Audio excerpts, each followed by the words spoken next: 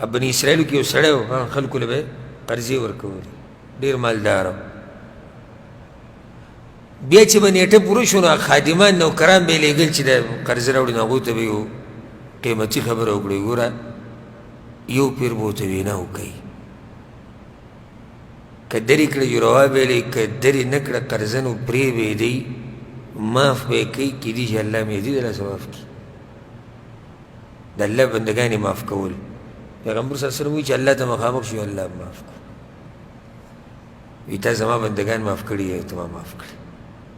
ته چې څنګه کیدای شي درسره کېږي ظلم زیاتې سختي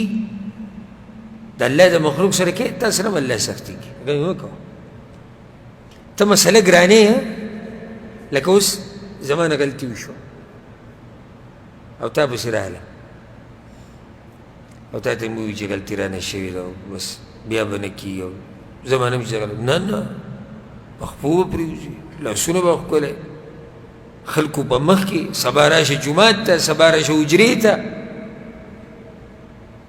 نو د قیامت پر ورځ به څه کوې چې کله ته د الله نه بخانې غواړې او الله ته وایي چې نه زه دې نه بخم زما هغه بنده په ډېر عاجزۍ سره تا نه بخانه غوښتلې او تا خو نه وبخلی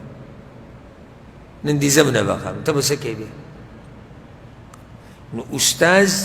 او که غیر استاذ د ټولو دپاره معامله د څه پکار ده د شفقت او د رحمت